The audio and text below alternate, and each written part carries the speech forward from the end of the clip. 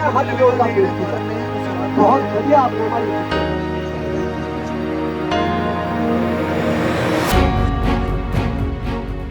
अंबाला में जुटे किसान संगठनों द्वारा देर शाम तक प्रदर्शन के बाद आखिरकार पुलिस व किसानों में सहमति बन ही गई। बता दें कि किसान नेता नवदीप सिंह की जमानत पर रिहाई के बाद शहर की नई अनाज मंडी में सम्मान समारोह करने के लिए किसान और पुलिस आमने सामने हो गए थे।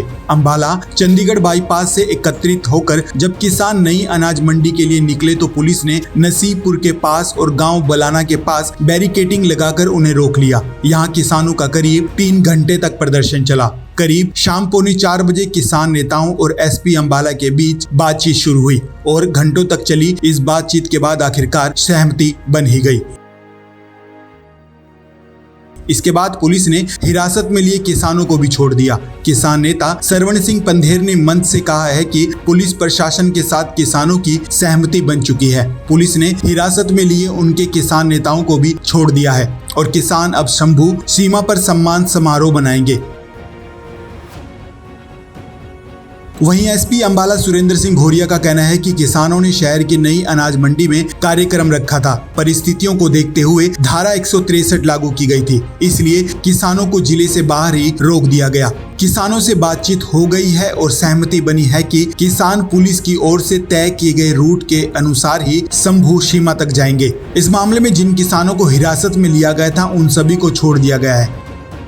बता दें कि किसानों के प्रदर्शन को देखते हुए अंबाला हिसार हाईवे बंद होने के कारण लोगों को भी भारी परेशानियों का सामना करना पड़ा। खैर, अंबाला पुलिस ने किसानों के प्रदर्शन को लेकर सुरक्षा व्यवस्था संभालने में अहम भूमिका निभाई। वहीं एसपी ने किसानों से बातचीत के बाद क्या कुछ जानकारी दी, आप भी सुनिए।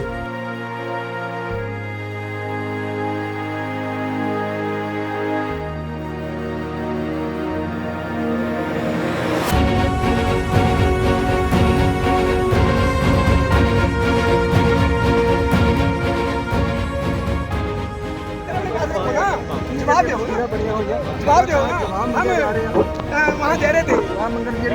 एक मिनट हम हेलो हेलो जय सिंह आपका 1 मिनट भाई 1 मिनट एसपी साहब को सवाल करना है, हाथ जोड़कर बेनती करते हैं। बहुत बढ़िया आपने हमारी इसी तरह की ठीक है।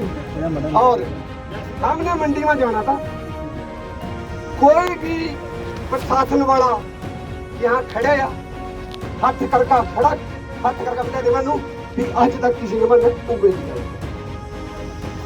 नहीं भी किसी का प्रशासन खड़ा था। बात सुन लो पहले, ध्यान गल अपनी सारी सुना के हमारी भी सुनी गई, ठीक है नहीं? हाँ अच्छा सुन लो। हाँ बुला लिया, मैं बेइज्जती नहीं, हाँ बेइज्जती नहीं, माफ कर रहे हैं, मैं आपके हाथ जोड़ कर बेनती कर रहा हूँ, ठीक है नहीं?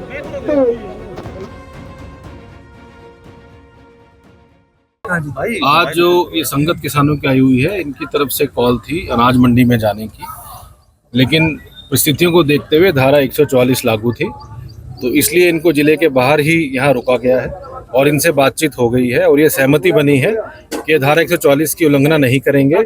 हमारे तय किए गए रूट से ये शंभू बैरियर चले जाएंगे। इनसे सभी बातचीत हो गई और सभी पूरी law and order situation control में है। क्या जिन किसानों को डिटेन किया गया था उन्हें छोड़ा जाएगा? हाँ, वो तो आज के लिए टेम्परेरी कुछ डिटेंशन थी, उनको तो बातचीत चल रही थी, उनसे उन सबको छोड़ दिया गया। कितने किसान थे? एग्जैक्ट फिगर तो नहीं है, लेकिन सबको छोड़ दिया गया।